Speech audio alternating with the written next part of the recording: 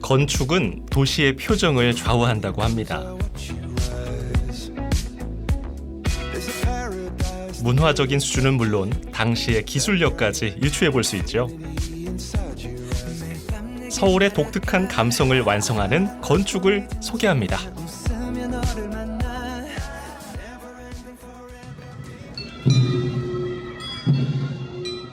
한국을 찾은 여행객들에게 대표적인 볼거리로 자리 잡은 행사가 있습니다.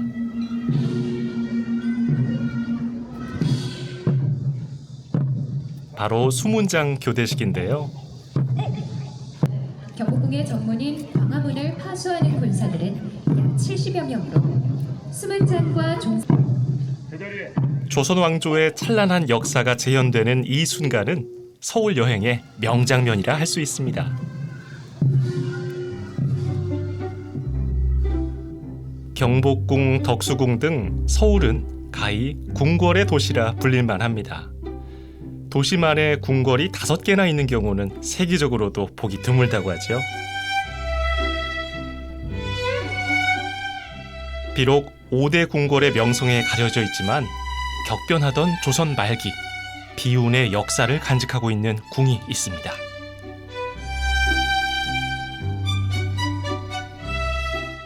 조선의 마지막 왕이자 대한제국의 첫 황제, 고종이 어린 시절을 보냈던 운현궁입니다. 운현궁은 궁이라고 명칭 줬지만 고종 황제가 왕이 되기 전에 살았던 곳, 그래서 잠저라는 표현을 하는데 결국은 대원군의 사저였습니다. 아들 덕분에 궁이라는 명칭을 받았고 그러다 보니까 궁궐처럼 많은 건축물을 갖고 아주 웅장한 모습과 궁궐에 준하는 건축물을 가질 수 있게 되었습니다. 운현궁의 꽃담에는 건강과 복을 기원하는 문자도가 쓰여 있습니다. 글자를 모두 모으면 이런 뜻이 완성되죠.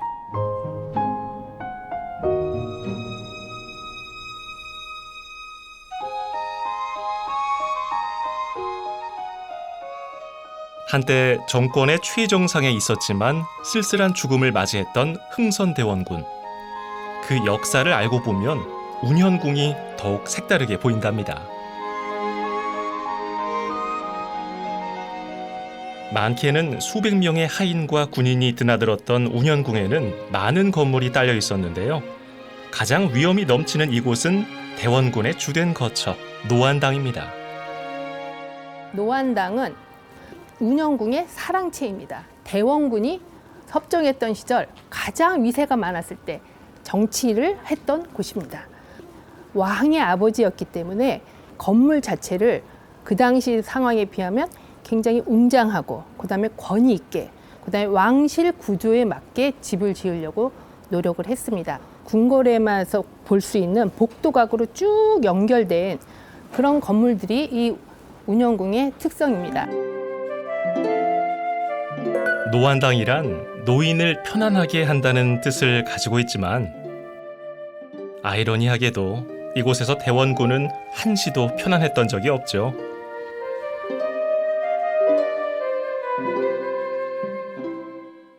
운현궁의 노락당에서는 고종과 명성황후가 혼례를 올리기도 했는데요. 그만큼 대원군의 위세가 높았음을 짐작해야 합니다.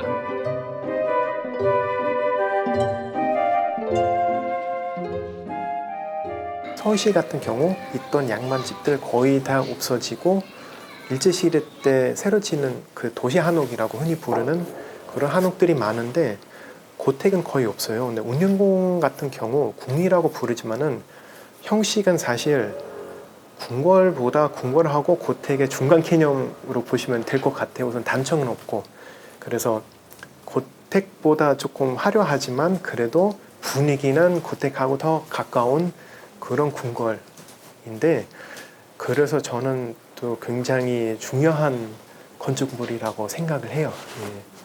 서울에서 보기 좀 힘든?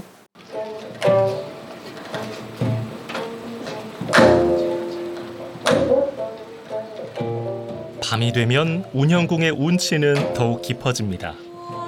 서울 문화의 밤 행사의 일환으로 운현궁에서 공연이 열린 건데요.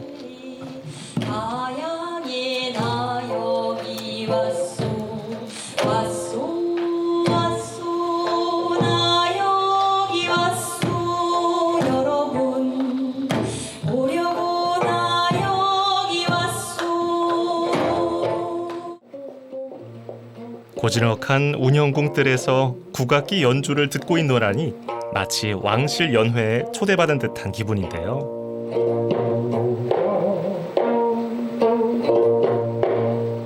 일상에 지친 시민들에게 잊을 수 없는 가을밤 낭만을 선사합니다.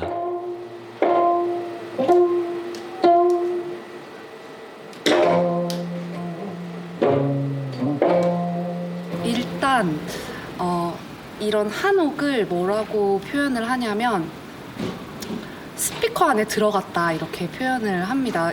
한옥 안에서 음악이 발달을 해왔습니다. 그래서 가장 국악기의 소리를 그대로 나타내주는 장소가 한옥이고요.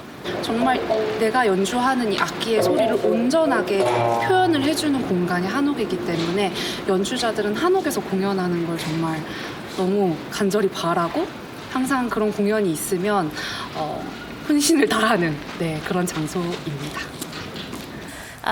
We were staying at an Airbnb near the palace, and we found out about the event just by coming here to the palace.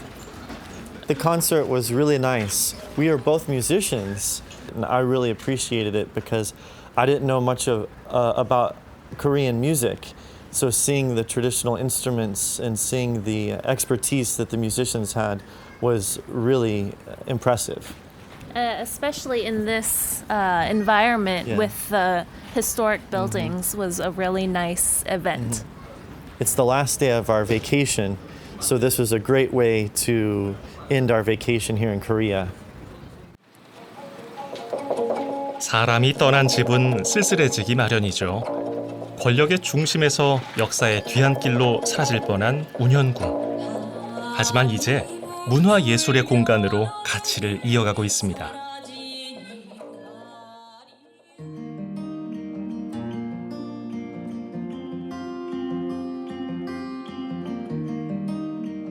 경복궁 뒤편에 위치한 인왕산은 해발 338m밖에 되지 않는 야트막한 산입니다. 하지만 그 안에 깃든 기운만큼은 범상치 않은 곳이죠.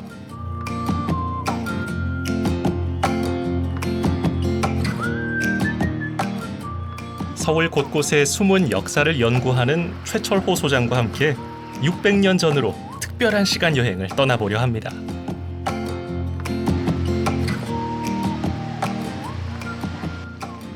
인왕산 수성동 계곡은 세종대왕이 가장 좋아했던 산입니다. 왜냐하면 세종대왕은 경복궁에서 있었지만은 태어난 곳은 바로 이 동네입니다. 이 동네에서 태어났기 때문에 젊었을 때 20대 전까지는 수시로 인왕산을 왔던 곳입니다.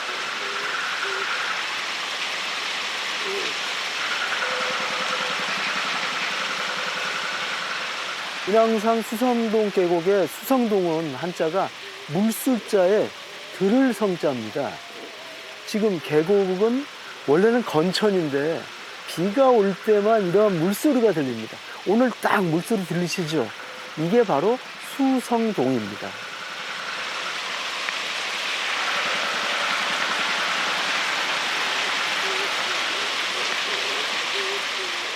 추사 김정희는 비 내리는 날 수성동 계곡의 물소리를 들으며 시를 썼다고 하는데요.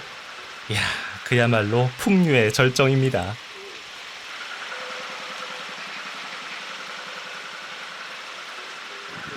저기 숲으로 되어 있는 곳이 약간 2층의 지붕이 보이죠? 그게 경복궁 근정전입니다. 저 근정전에서 세종대왕이 32년을 저곳에서 정치를 하셨던 것이죠. 20대는 인왕산에서, 그리고 20대 후반부터 30대, 40대, 50대는 바로 경복궁 근정전에서 계셨던 것이죠.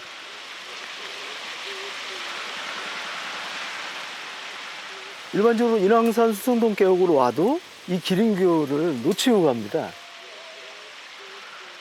근데 이 기린교는 도성 안에서 가장 오래된 통달입니다. 몇 개일까요?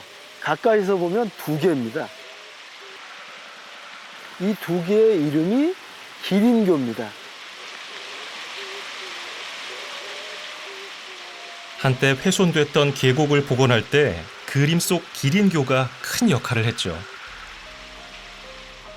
털이 있고 네 발이 달리고 발톱이 있는 360마리의 동물 중에서 그 으뜸이 바로 기린이 되겠습니다. 그래서 다리 한쪽엔 수컷 기자에 또 하나는 암컷 리자를 써서 상상의 동물 기린교라는 이름을 붙였습니다.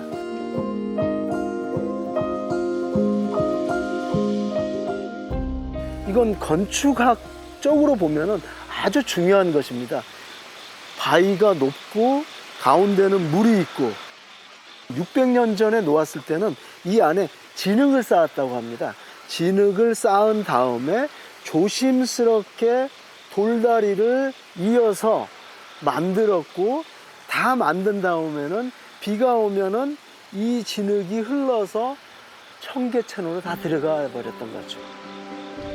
무심코 지나쳤던 돌다리에 이런 이야기가 숨어 있을 줄 누가 알았을까요?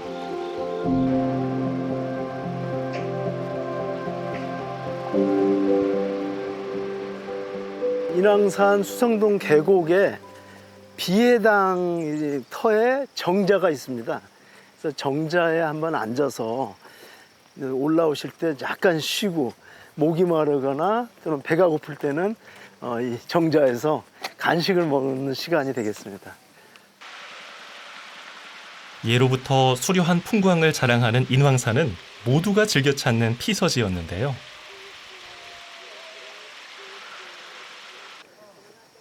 이곳을 정말 제 집 안마당처럼 누빈 이가 있었으니 바로 안평대군입니다.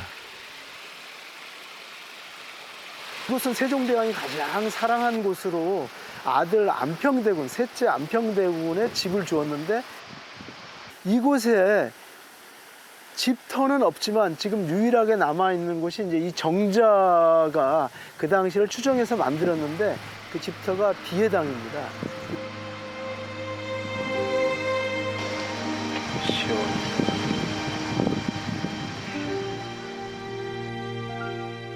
안평대군은 글, 그림, 가야금 실력은 물론 손꼽히는 명필가였습니다.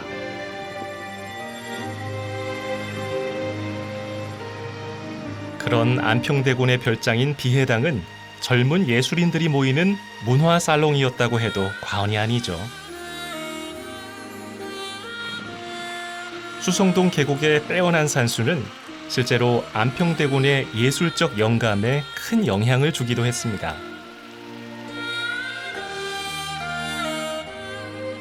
비해당에서 안평대군이 꿈을 꾸었지요. 그 꿈의 이야기가 그림으로 나와서 앙견이 그린 게 몽유 도원도입니다.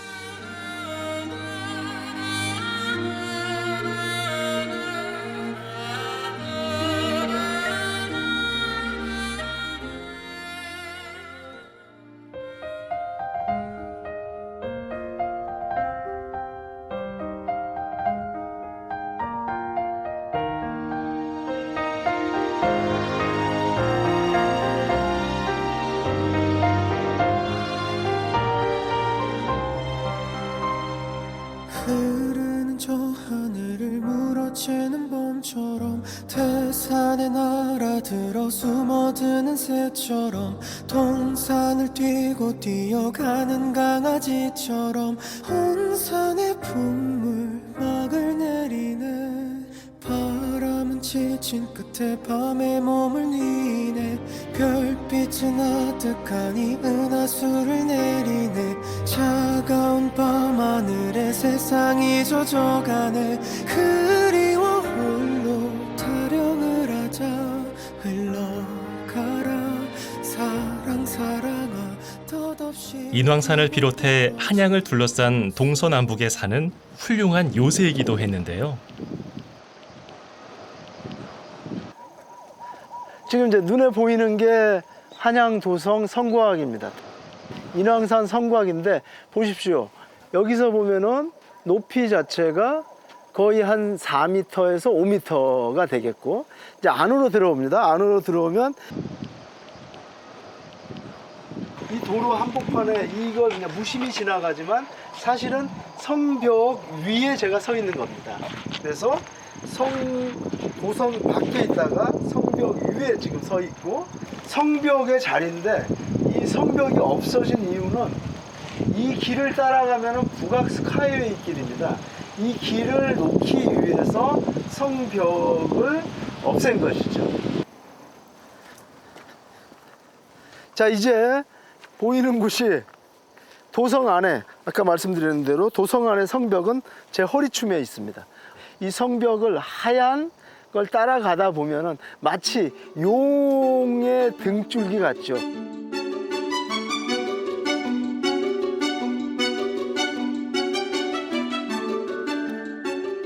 남산 타워가 보이는 정상까지가 이 성벽이 이렇게 이루어져 연결이 되어 있는 것입니다. 그 당시 600년 전에 전국에서 19만 7,400명이 오셔서 97구간을 나눠 98일 만에 한양도성을 만들었습니다. 성의 평균 높이는 최대 8m, 전체 길이는 18.6km에 달했다고 하는데요. 현존하는 전 세계 도성 중 가장 길고 오래된 것이라죠. 이게 600년 전에는 급하게 쌓아야 되기 때문에 큰 돌을 밑에다 놓고 작은 돌이 이렇게 올라가는 형태가 되었는데, 나중에 이게 급하다 보니까 무너지게 됩니다.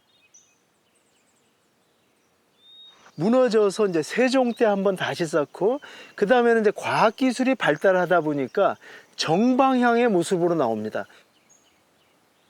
숙종 이후의 돌들이고, 이 돌들을 보십시오. 여기 보면은 이러한 모습이 그냥 모습이 아니라 다 만들어서 이 비틀림 현상이라든지, 또는 그 당시에 지진이 없었겠습니까? 그 지진이 일어났을 것까지 다 감안을 해서 이제 만드는 거죠. 정조 때는 더 이제 과학기술이 발달을 하고 거중기를 이용하게 되고, 또 하나 가장 중요한 포인트는 이제 임금을 지불하게 됩니다. 임금을 지불하다 보니까 더 잘 튼튼하게 짓게 되는 것이죠.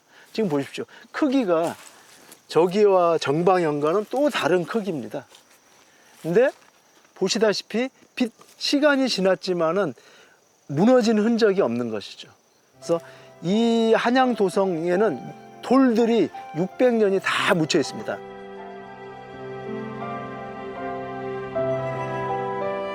이렇게 보니 정말 건축 기술의 변천사를 한눈에 볼 수 있네요.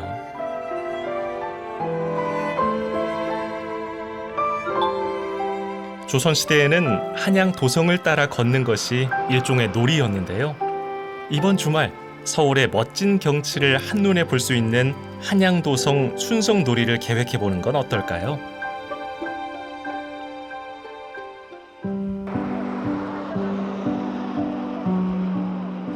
성곽길을 따라 인왕산 끝자락으로 내려오면 독특한 건물을 만날 수 있는데요.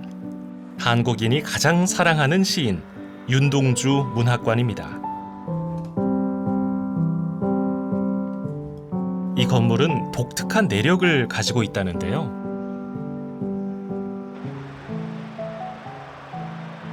예전에 이 고지대 이쪽 일대에 청운동에 아파트가 있었습니다. 아파트 그 단지가 있었는데 워낙 고지대에 있다 보니까 밑에서 수돗물을 공급하다 보면 수압이 굉장히 약했다고 그래요.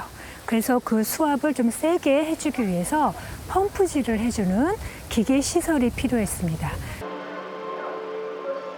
용도 폐기된 수도 가압장과 물탱크를 무조건 허물지 않고 원형을 살리되 스토리텔링을 더해서 건축에 새로운 생명력을 부여한 거죠.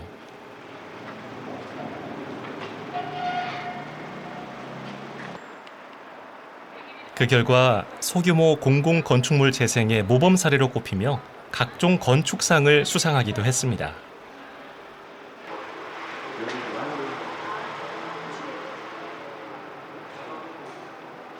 그러니까 관광들이 도시로 오는 이유가 무엇이냐고 물어보시면 또 바로 가장 큰 답이 건축이라고 봐요. 뭐 예전 궁궐 보러 온다든지 아니면은 이 뭐 북촌 한옥마을 많은 건축물 한옥이 모여 있는 거 본다든지 거의 대부분 보러 오는 거는 건축물이고 아니면은 어떤 건축물 안에 있는 기능. 근데 이 기능도 건축물 없으면은 그 기능을 못 해요. 윤동주 시인은 종로에서 하숙 생활을 했던 4개월 남짓의 짧은 기간 별에는 밤, 서시 같은 대표작을 남겼는데요.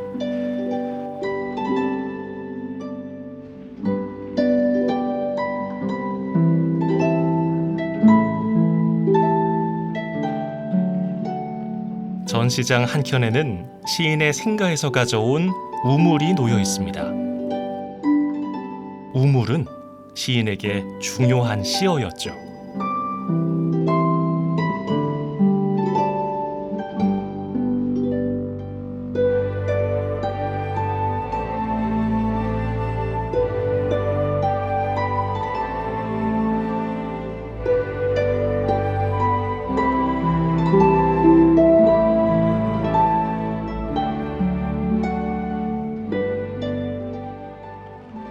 그렇다면 우물과 가합장은 어떤 연결고리를 갖게 된 걸까요? 여기가요, 원래 땅 속에 묻혀 있는 지하 물탱크였어요. 그래서 위에 천정이 있고 다 흙으로 덮여 있었죠. 그런데 위에 천정만 하나 뚫었습니다.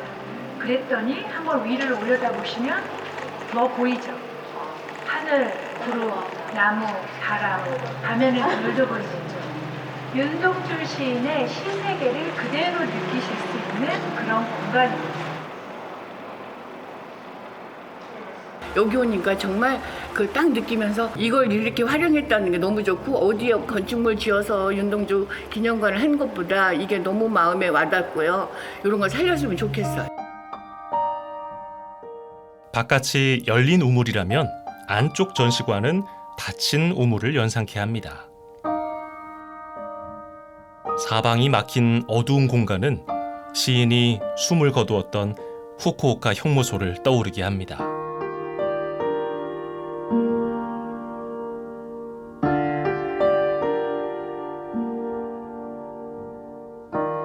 죽는 날까지 하늘을 우러러 한 점 부끄러움이 없기를. 잎새에 있는 바람에도 나는 괴로워했다.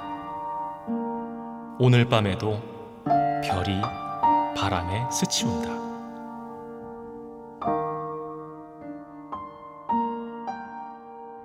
저 우물 안쪽에 있으니까 뭔가 암울했던 시대에 갇혀있던 시인의 마음이 좀 더 잘 느껴졌던 것 같습니다. 그리고 그 민족의 아픔? 그런 것도 느껴지는 그런 건축물이고 그런 것 같습니다. 사용하지 못하게 될 수 있는 그런 건물을 이렇게 의미 있게 이렇게 문학관으로다가 재해석해서 활용할 수 있는 것이 현대적으로 굉장히 의미 있다고 생각합니다.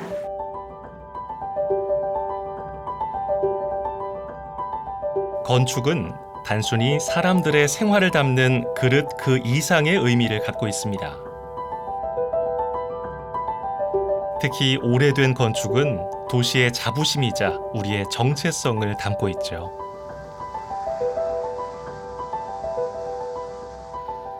사람들이 이제 서울 그러면은 이제 조선왕조 500년만 이제 생각하는 경우가 많은데 실질적으로는 백제까지 따지면 이제 수도 2000년의 이제 역사를 갖고 있는 도시로 볼 수 있습니다. 축조 당시 풍납동 토성은 성벽의 길이만 약 3.7km에 토성 내부 면적이 100만 제곱미터에 달하는 거대한 규모로 지어졌다고 하는데요. 토성을 쌓는다는 거는 방어적인 역할이 가장 크거든요. 토성을 쌓는 자체가 엄청난 노동력이 들어가고 흙이라는 재료도 가져와야 되고 사람만 사용했던 게 아니라 말이라든지 소, 그 동물까지 이제 동원돼야 됐기 때문에 엄청난 노동력이 드는데 그 50m가 넘는 토성을 이렇게 3km가 넘게 만든다는 건 엄청난 노동력이 들은 거죠. 백제문화공원은 2000년도 초반에 그 아파트 개발을 위해서 발굴 조사를 시작했다가 주요한 문화재가 나와서 약 10년간 발굴 끝에 2014년도에 이렇게 공원화를 해서 주민들과 이제 문화재를 위한 시설로 사용하고 있습니다. 서울 풍납동 토성이 이제 그 보여지는 그 경관 때문에 문화재인지 모르시는 분들이 이제 간혹 있습니다. 이제 다른 이제 경주라든지 공주, 부여 이런 데는 이제 그 문화재가 갖고 있는 그 경관이 있거든요. 이제 잔디가 있고 문화재가 주는 운치가 있는데 보시다시피 토성 성벽만 남아 있고 이미 내부가 이제 도시화가 되어 있습니다. 문화재 위에 도시화가 진행되면서 도시 개발도 문화재 발굴도 좀처럼 쉽지 않은 상황. 과연 국가유산과 주민이 상생할 수 있는 방법은 없는 걸까요? 풍납토성이 그대로 보존되어 있는 상태고요. 왼쪽에는 이제 시장이 같이 이렇게 공존해 있는 상황입니다. 그래도 참 주민분들이 정이 엄청 많으세요. 여기가 서울이지만 오래 사신 분도 굉장히 많고 시골 같은 정감이 좀 느껴지는 도시입니다. 한때 북적였던 시장 골목은 사람의 발길이 끊어진 지 오래입니다. 1960년대부터 여기가 자판을 깔기 시작해서 풍납 도깨비 시장이라고 이름이 좀 지어졌었는데요. 그때 이제 그렇게 만들어진 게 이렇게 점차 시장으로 자리 잡았죠. 근데 이게 2012년도까지는 엄청 왕성했는데 풍납토성 복원을 하면서 이제 주민분들 이주도 시작되고 그래서 조금 쇠퇴를 좀 한 상황입니다. 어떻게 보면. 시장도 이렇게 점점 많이 비어가고 있습니다. 보상을 받고 나가시니까 사실은 저기 끝에까지도 꽉 차 있었는데 다 이제 이주를 하게 된 거죠. 예. 이쪽 건물도 그렇고요. 여기가 결국엔 나중에 발굴을 해야 됩니다. 유물 발굴을 해야 되는 부분이어서 해답은 어쩌면 보존과 관리가 아닌 국가유산의 미래 가치 창출에 있을지도 모릅니다.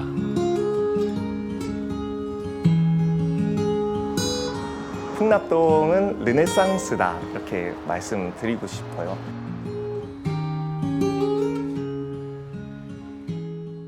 부흥 이런 거를 뜻하는 게 르네상스인데 유산의 가치를 증대시키는 건 맞지만 유산의 보존으로 인해서 주민분들이 피해를 본다면은 그 부분도 다시 한번 생각해 봐야 될 문제거든요. 문화재 관리 측면에서는 여태까지는 그 주민 중점이 아니라 문화재를 보존하고 보호하는 측면에서 관리가 되어 왔습니다.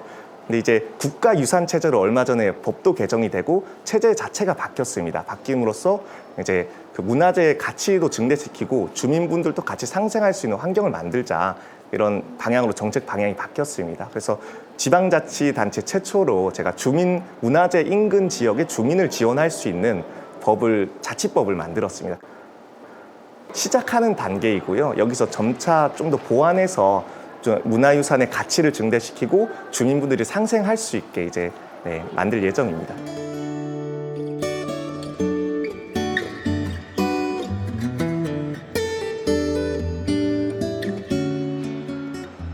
한때 최첨단을 달리던 도시도 세월이 지나면 나이가 들고 쇠락하게 됩니다.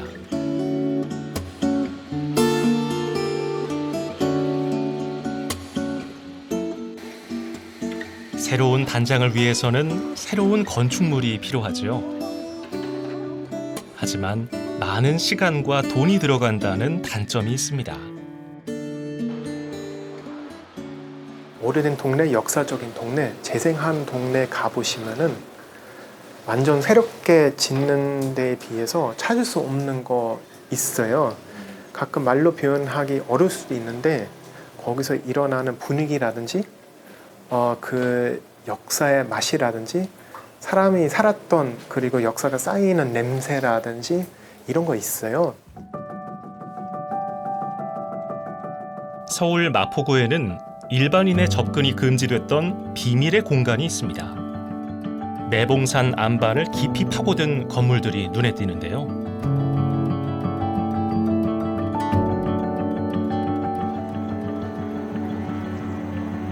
푸른 숲과 어울리지 않는 투박한 건물. 이곳에 어떤 이야기가 숨겨져 있을지 궁금해집니다.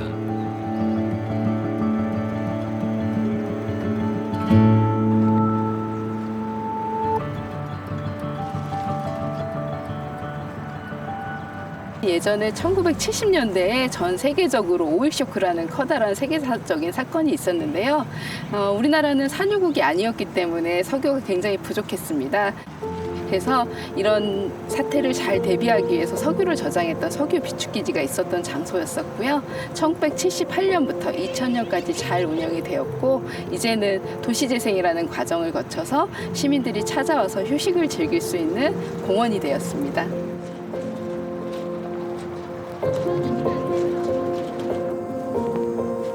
탱크는 이제 석유 대신 문화로 채워지고 있습니다. 탱크의 원형을 살린 야외 무대와 실내 전시관, 커뮤니티 센터 등 친환경 복합 문화 공간으로 탈바꿈했죠.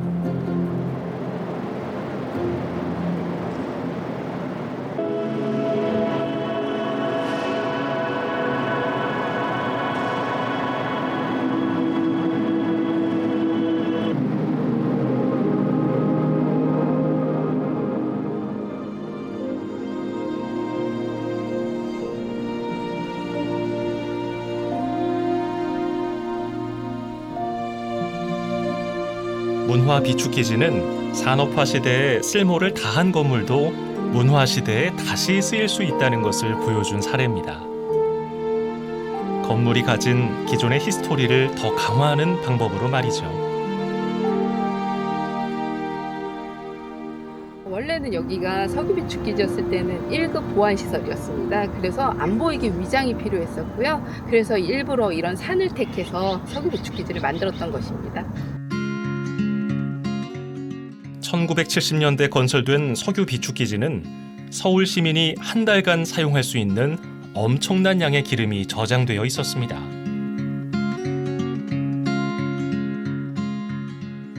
그런데 2002년 한일 월드컵 개최가 확정되면서 위험시설로 분류돼 폐쇄되고 말았죠.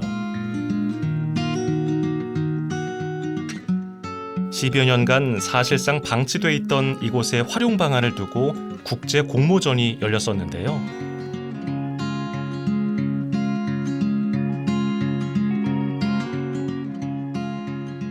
당선작의 제목은 땅으로부터 읽어낸 시간이었다고 하죠.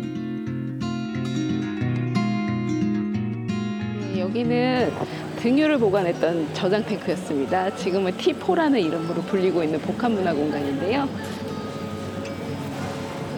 여기에서 보시면 이제 어떻게 은폐 숨겨져 있었는지 아실 수 있습니다. 지금 들어오시는 벽을 잠깐 봐주시면 콘크리트인데도 불구하고 황토색 빛깔이 나는 걸 느끼실 수 있을 거예요. 이런 색깔이 나게 된 이유는 이 황토색 부분까지 흙이 채워져 있었다는 거고요. 흙을 채워서 밖에서 이 장소를 봤을 때는 안 보이게 위장했던 흔적입니다. 석유 탱크의 압도적인 크기가 새삼 놀라운데요. 이곳에는 과거 근로자들의 애환도 남아 있습니다. 계단을 따라서 순찰하러 내려가실 때 얼마나 무서웠었는지에 대한 기억인데요. 한겨울에 저 철판으로 되어 있는 계단에 눈이 쌓이면 얼마나 미끄러웠겠습니까? 그래서 발만 헛디디면 바로 콘크리트 바닥으로 떨어졌기 때문에 정말 조심조심 다녔던 공간이었다고 기억하고 계셨습니다.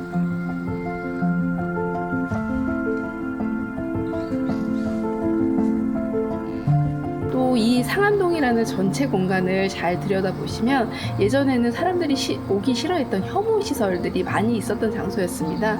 우선 난지도 쓰레기 매립장이 여기서부터 200m 떨어져서 있었고요. 또 이런 석유 비축 시설이 있었기 때문에 이런 혐오 시설이 지금은 사람들이 찾아서 오는 곳으로 바뀐 것을 기념하기 위해서 서울 미래유산에 지정이 되어 있습니다.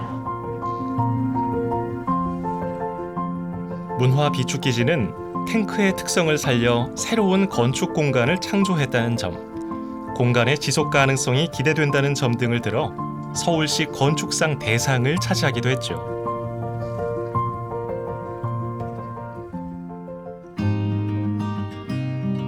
화력발전소에서 미술관으로 거듭난 런던의 테이트 모던 미술관이나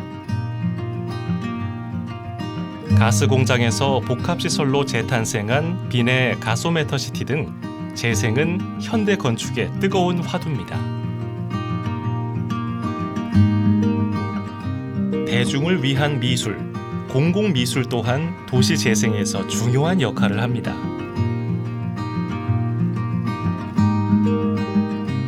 잘 만든 공공미술은 도시의 이미지를 바꾸고 관광 명소가 되기도 하는데요.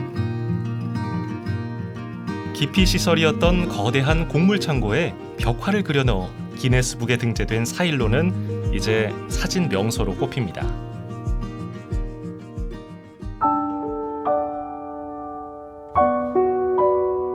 서대문구 홍제동에는 1970년대에 지어진 낡은 건물이 있는데요. 당시 이곳의 이름은 유진 맨션, 지금은 유진 상가로 불립니다.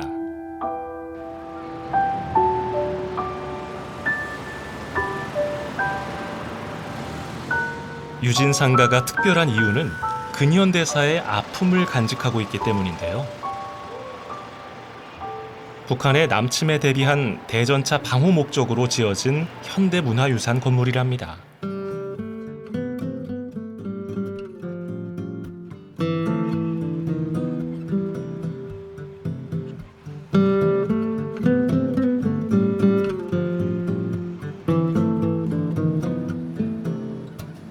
그동안 유진 상가의 지하 공간은 아무도 다닐 수 없었는데요.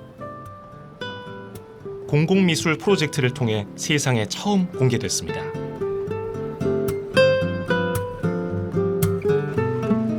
숨어있던 길은 홍제천 산책로와 연결되면서 현재는 많은 시민들이 찾고 있는데요. 거기엔 홍제 유연도 한몫 톡톡히 하고 있죠. 이 동네에서 17년도부터 살았으니까 한 7년 정도 됐거든요. 여기가 이런 시설물이 없이 아예 다 통로여가지고 딱 막혀있는 답답한 공간이어서 그냥 지나가 왔다 갔다 그냥 운동 삼아 뛸 때는 좀 숨 막히고 공기도 안 통하고 뭐 이런 환경이었죠. 뛰면서 바람도 불고 하니까 그 전보다 훨씬 좋아진 것 같고요. 홍제 유연이란 사람의 발길이 닿지 않는 곳에 물과 인연이 흘러 문화 예술로 화합한다는 뜻이랍니다.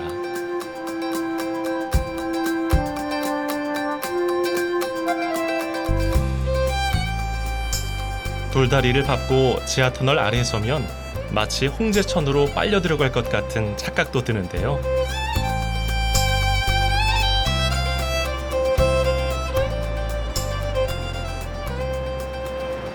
It's in like a calm, a peaceful place, full of nature, and it contrasts with the light and with the modern thing, you know. And the architecture is pretty cool. I would like to, now that I discovered this place, I would like to make it discover to my friends from France or friends in Korea and all, because it's really a cool place where to hang out. 반세기 동안 숨어있던 지하 공간의 변신, 잠시 감상해볼까요?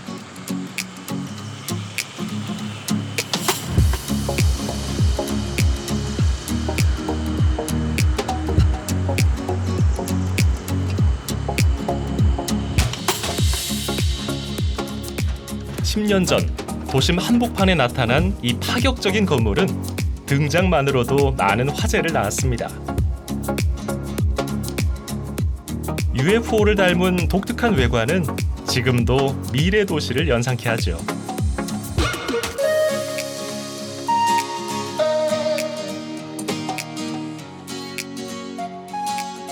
곡선과 비정형으로 이루어진 동대문 디자인 플라자 DDP는 어느 각도에서 봐도 다 다른 모습을 하고 있습니다.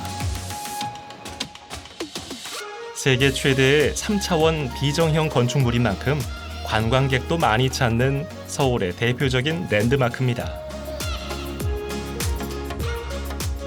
뉴욕타임스가 뽑은 세계 명소에 선정되기도 했으며 개관 10주년을 맞이한 올해는 누적 방문객 1억 명을 돌파했습니다.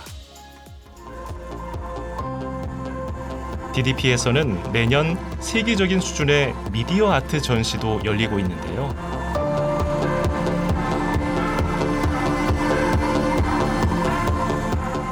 올해는 행사 기간에 약 60만 명이 방문했다고 하죠.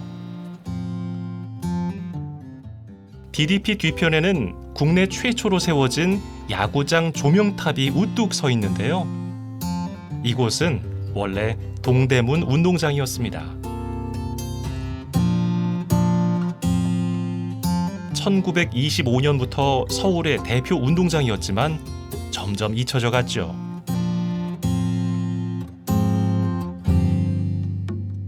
시민분들에게 이제 디자인이나 그러한 건축적인 그러한 것을 이제 제공하기 위해서 복합 문화 공간을 만들자라는 이야기가 나왔고, 따라서 동대문 운동장을 철거하고 7년 뒤인 2014년에 전시나 행사, 패션쇼나 런칭쇼 등 여러한 그런 문화를 향유할 수 있는 복합 문화 공간인 DDP가 개관을 하게 되었습니다.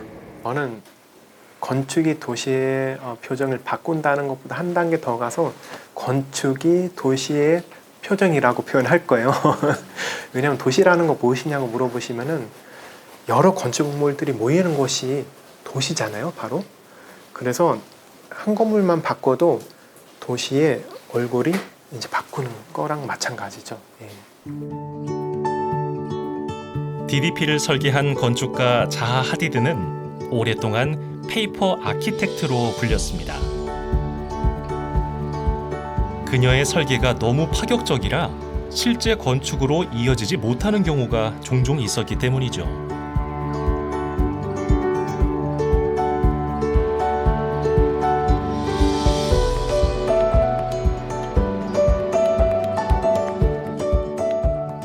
DDP 또한 설계에서 끝날 뻔했던 아찔한 순간을 겪었습니다.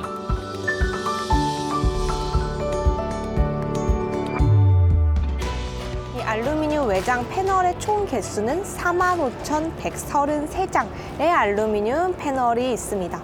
하지만 사실 전부 다 비슷하게 생겼지만 전부 다 다른 사이즈와 곡률, 또 디자인까지 다 다르다는 점인데, 이러한 점 때문에 DDP를 건축할 때 알루미늄 외장 패널을 만드는 것이 가장 어려운 문제였다고 합니다. 기존의 시공법으로는 지을 수 없었던 DDP. 하지만 한국의 기술로 자하드의 건축 세계를 구현하는 데 성공합니다.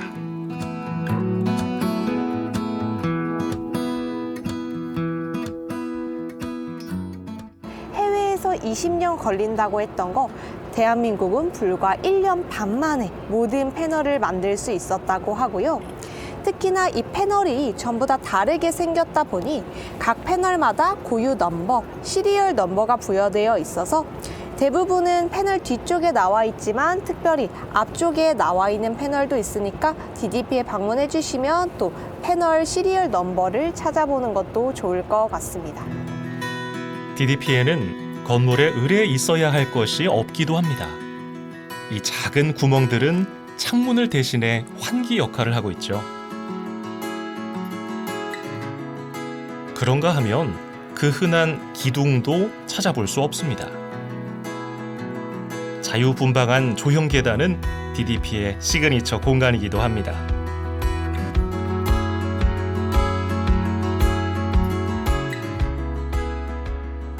But here's like a new, like a modern. You come to see, you can see in the future. If you stay here, you come pass for here, you can like you in the future, like on the 2020. Seoul, from what we've seen, is predominantly a very modern city, isn't it? And this is obviously very much cutting edge, so it maybe is leading where Seoul should go. So it could be a vision of the future. The building itself is enormous. We can see it from far away. If we see this building, we can know this is part of Seoul. Yes. Because it is gigantic. Yes. 서울이라는 거대한 캔버스를 한 가지 색으로만 칠한다면 과연 아름답다고 할 수 있을까요? 우리가 사랑한 서울의 건축들은 제각기 다른 매력으로 빛나고 있었습니다. 꼭 우리 삶처럼 말이죠.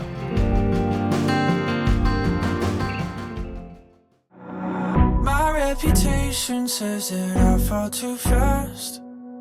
They try to twist it, try to make it sound bad, but I don't care. No, I don't care. I broke some hearts and had my heart broken too. And that's the risk I took when I fell for you. But I don't care. No, I don't care. 즐겨봐 너의 세상. 플레이 더 넥스트 채널 A.